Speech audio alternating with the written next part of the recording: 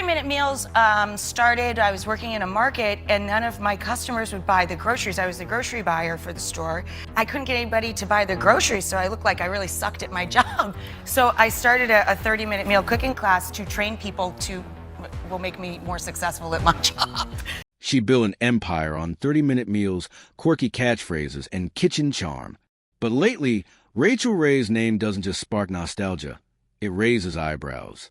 From strange on-air moments that had fans worried, to her sudden exit from daytime TV and a quiet, noticeable shift to behind-the-scenes roles, Rachael's journey hasn't just been about fading fame. It's been shadowed by controversy. Was it burnout, health struggles, or something deeper that sparked a change? And why did her refusal to explain only fuel the fire? As once loyal fans whisper and critics speculate, this fall from grace didn't happen overnight.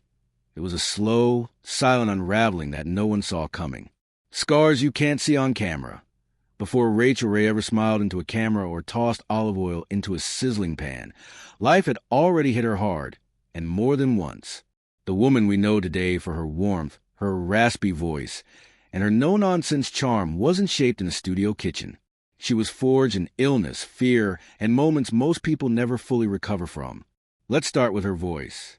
That scratchy, unmistakable rasp that made her instantly recognizable? It wasn't a stylistic choice. It was a lasting imprint of croup, an aggressive viral condition she battled repeatedly as a child.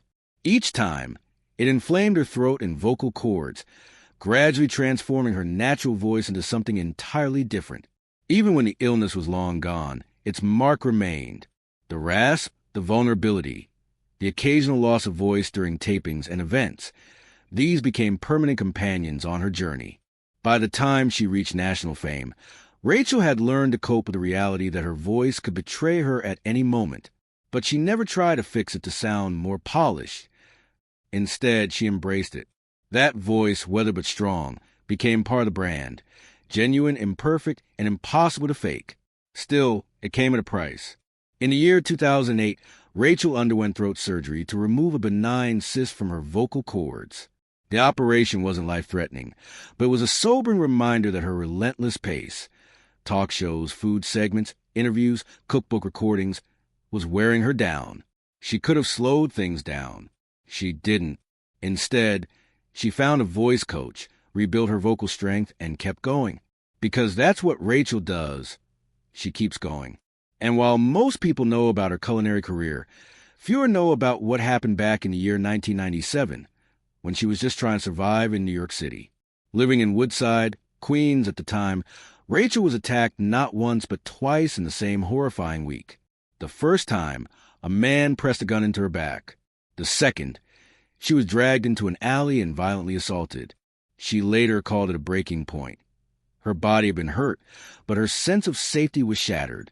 The city, which had once felt like a land of opportunity, now felt like a cage. So she did something most people wouldn't dare. She left.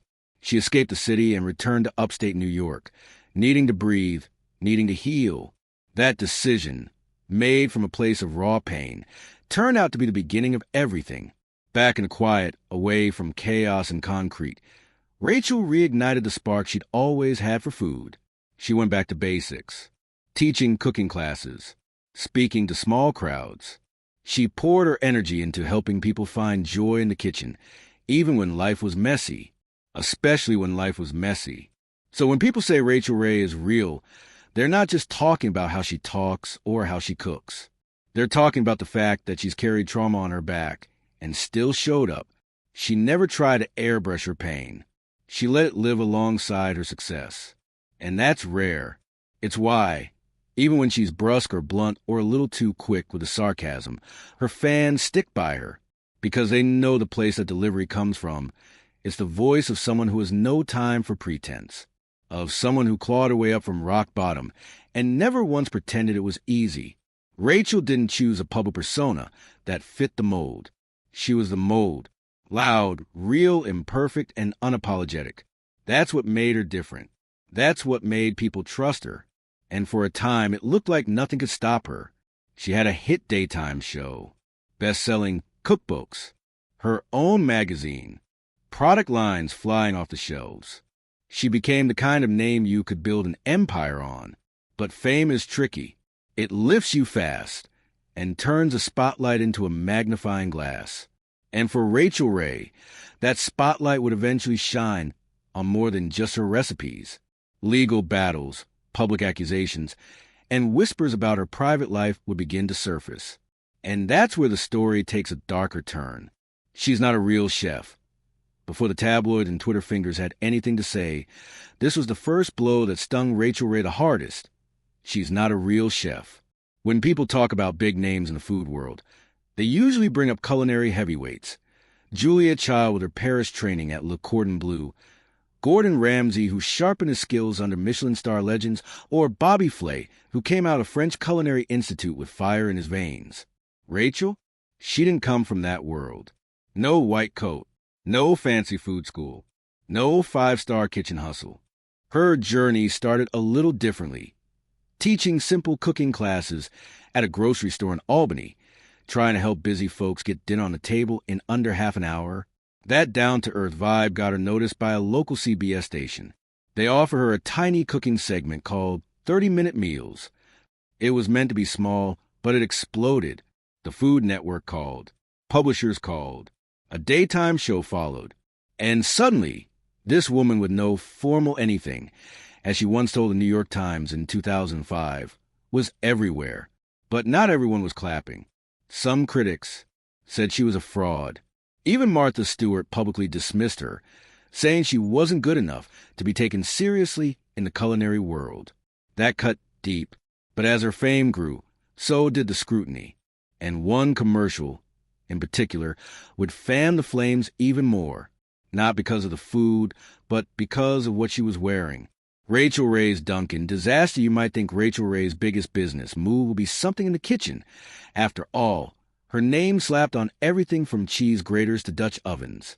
But not every commercial deal went down smoothly. One of her most unexpected controversies came from a partnership with none other than Dunkin' in the early 2000s. At first glance, a coffee commercial doesn't sound like a big deal, but this one blew up for all the wrong reasons. In a 2008 ad, Rachael wore a scarf that many viewers said looked way too much like keffiyeh, a traditional Middle Eastern headscarf.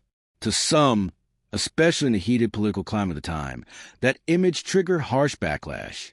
Critics argued it carried offensive and unfair associations with terrorism and extremism. The Los Angeles Times even ran stories about how this seemingly innocent fashion choice spiraled into a cultural misunderstanding that nobody saw coming. Then came the heavy hitters. Anthony Bourdain, a fellow celebrity chef, and someone who was never shy about calling out what he didn't like. Didn't hold back. He slammed Rachael's deal with Dunkin', calling it evil, and compared it to peddling crack to kids. He was pointing to the fact that Dunkin's menu wasn't exactly health food, packed with sugary drinks and processed snacks, something that felt deeply at odds with Ray's wholesome kitchen image. And if that wasn't enough, many food lovers also took issue with Rachael's take on traditional dishes, accusing her of missing the mark by turning classics like pozole into watered-down versions that felt inauthentic and disrespectful.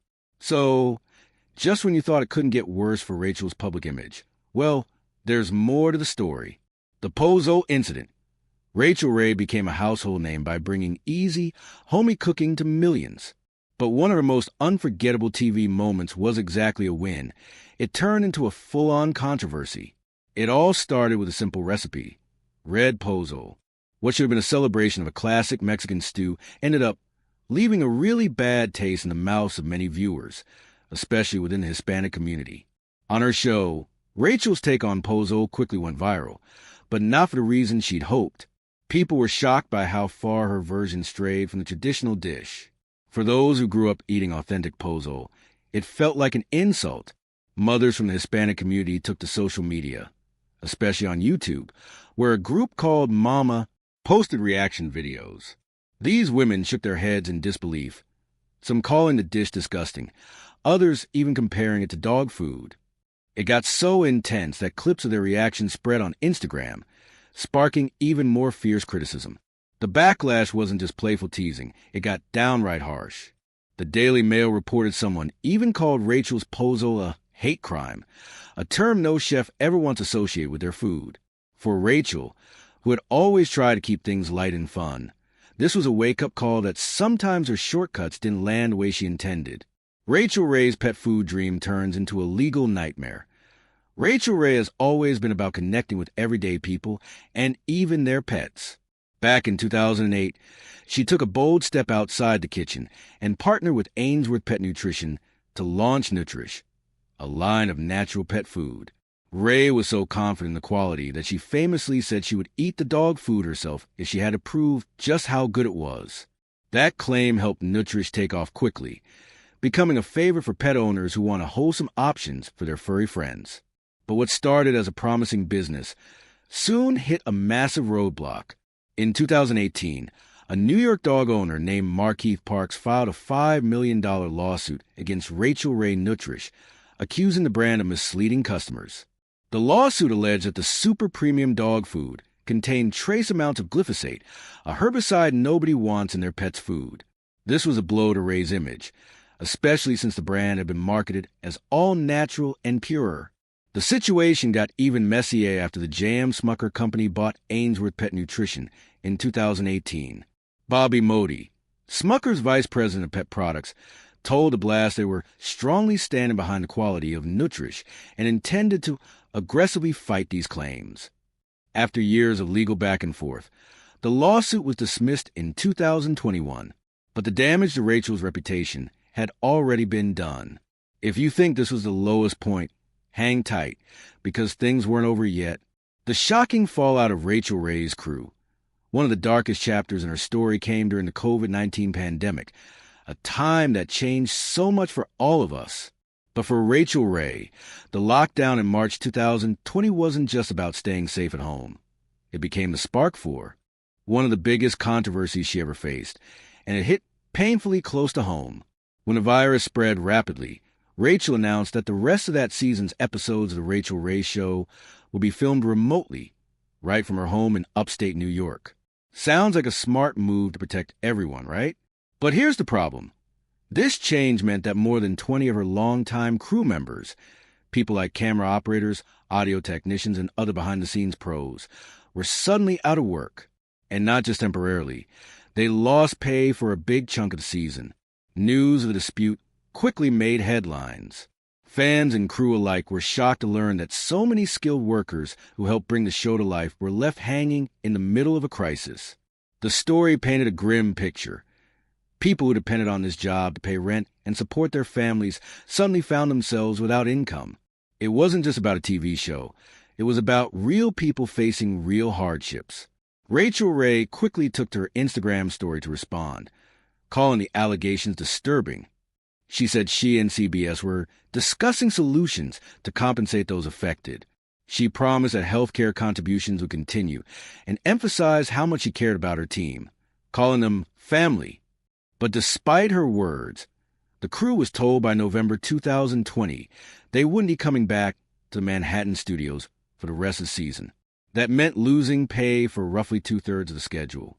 It was a gut punch to many who had supported her for years, and for the crew, it felt like a betrayal.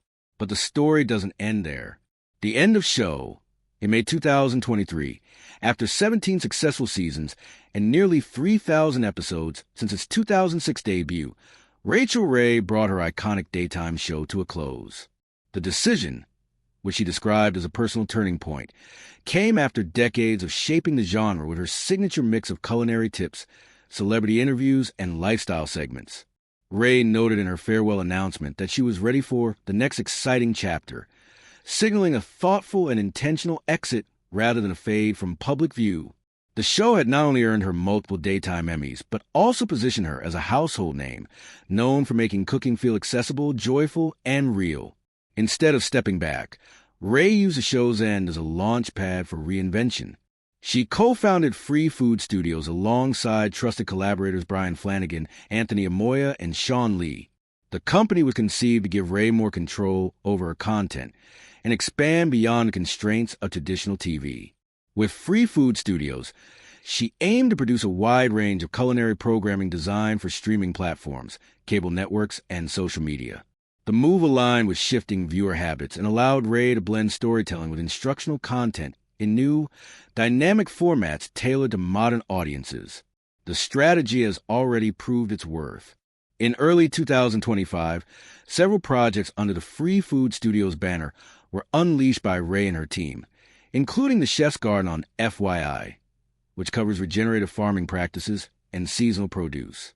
Global Soul Kitchen and Meals in Minutes were renewed for additional seasons in the same year, which reinforced the profitability of her new media venture. These shows embody a departure not only in content but also in spirit.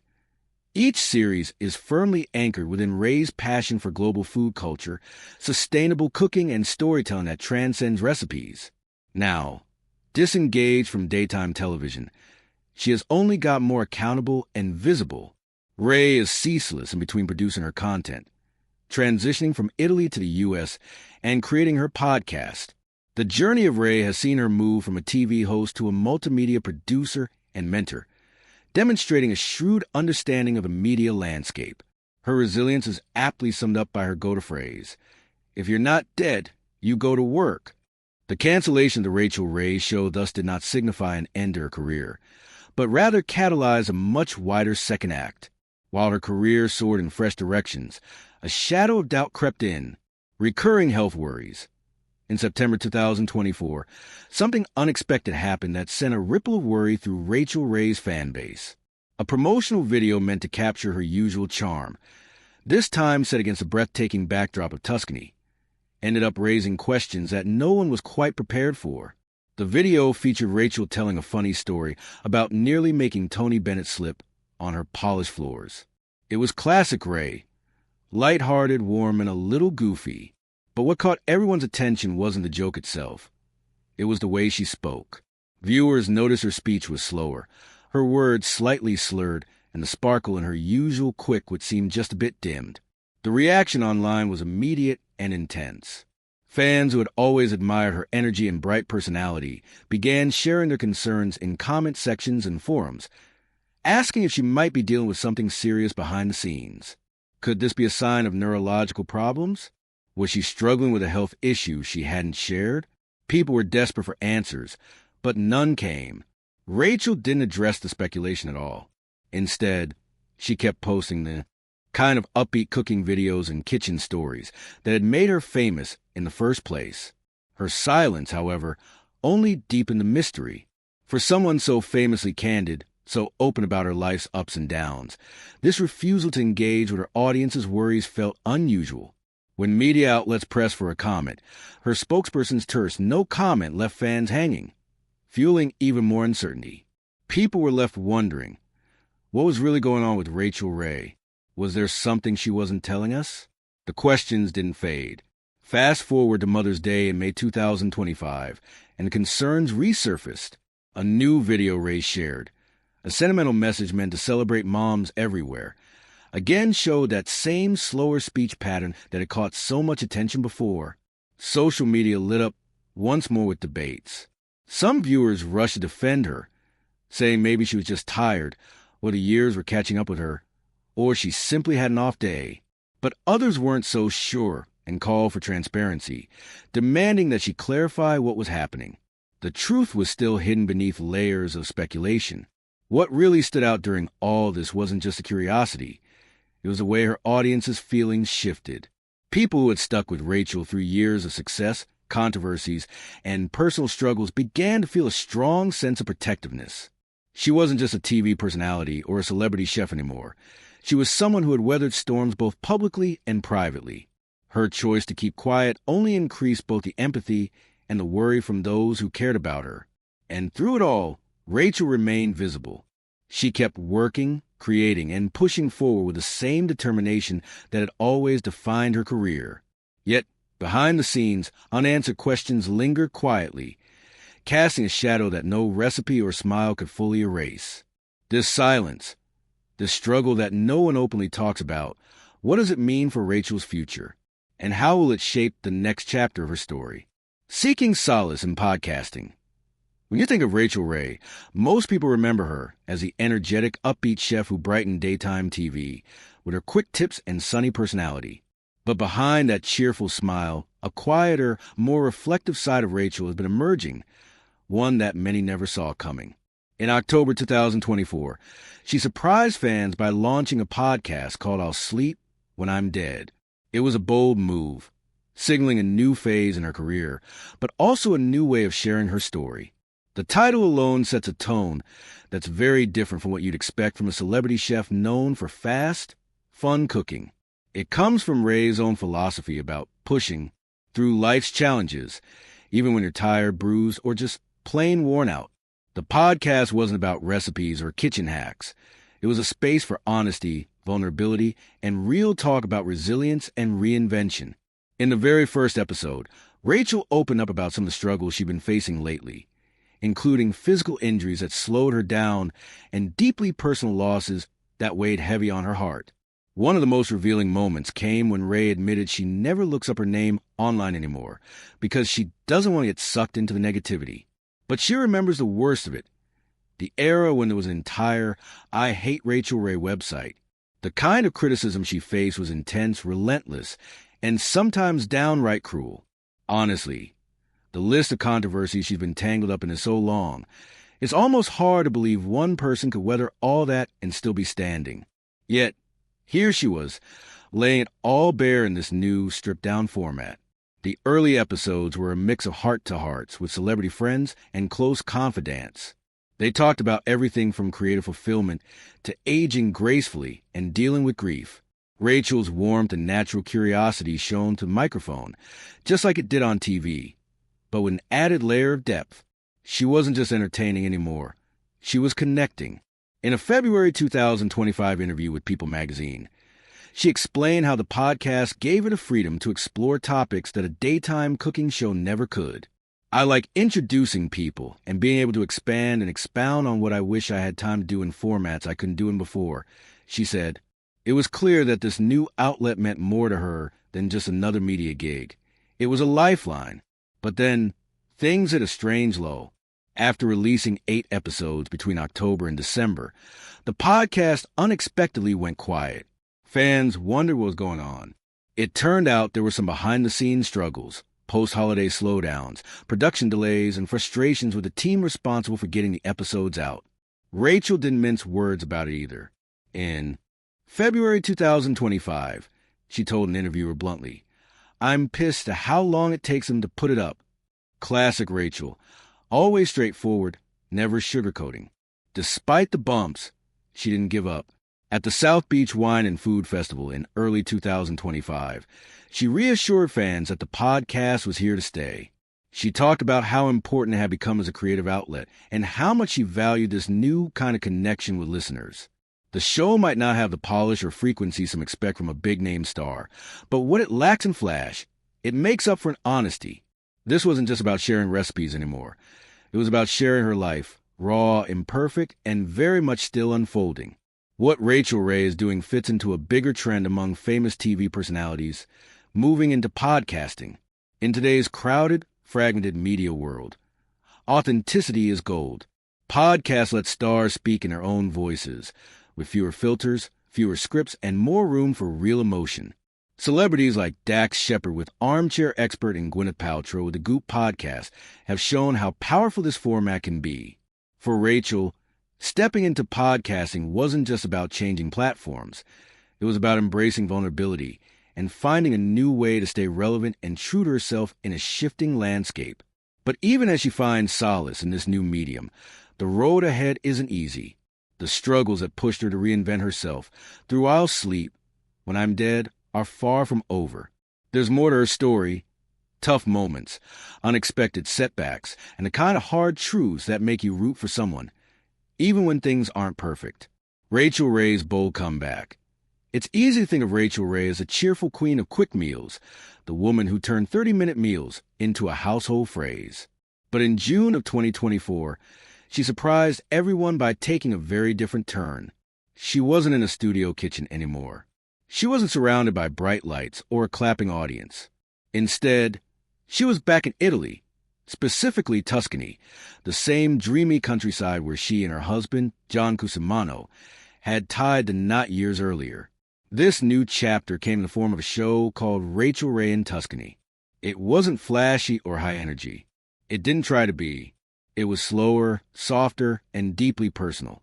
Each of the 14 episodes invited viewers into Rachel's private Italian villa, where she cooked rustic dishes like squid ink pasta and pollo al matone, not for ratings, but seemingly out of love. She shared stories, local ingredients, and quiet reflections in a setting that looked more like a postcard than a set. The show aired on FYI, but it felt more like a love letter than production. It was a far cry from her daytime TV days, but it struck a different kind of chord. Behind the camera, though, Rachel was doing even more than just making pasta. Around the same time, she launched Free Food Studios, a creative production company that might be her most ambitious move yet. She teamed up with 3 longtime collaborators, Brian Flanagan, Anthony Amoya, and Sean Lee, to build something fresh from the ground up. This wasn't just about making cooking shows. It was about creating a new kind of food media, where the stories mattered as much as the meals. With this studio, Rachel wasn't just a host anymore. She became the boss, the visionary, the mentor. What made Free Food Studio special wasn't just the content, but the shift it represented. By 2025, they were already rolling out original series like Meals in Minutes and Global Soul Kitchen. They even launched The Chef's Garden, a thoughtful 10-episode show with farmer Lee Jones that explored regenerative agriculture. Yes, the kind of farming that's good for planet and your plate. Rachel also used the platform to spotlight new talent. She backed shows like Instant Italian, hosted by Anna Francesi Gas, and Jake Makes It Easy with TikTok-friendly chef Jake Cohen. These weren't just spin-offs. They were seeds, projects that could grow without needing Rachel to be front and center. She was evolving, and fast. But not just because she had to. She seemed to genuinely understand where food entertainment was headed. These days, people want more than just a recipe. They want emotion, culture, a story they can feel. Rachel put it perfectly in an interview from early 2024. People don't just want to learn how to cook. They want to feel something while they're watching. So why, then, if Rachel was creating, mentoring, and staying ahead of the curve, did it still feel like something was off? She was everywhere, and yet not quite present in the same way. The Tuscany show was beautiful, but some fans noticed her energy felt different. Her public appearances were fewer. Her speech, a bit more strained, and though she kept pushing forward creatively, quietly, something seemed to be shifting beneath the surface. What started as a career reinvention was beginning to feel like a distraction from something deeper. Thanks for watching. If you found this story compelling, don't forget to like the video, subscribe to the channel, and hit the bell icon so you never miss a new upload. We'd love to hear your thoughts. Drop a comment below and join the conversation. And if you're ready for more, click on the next video on your screen now. There's plenty more to explore.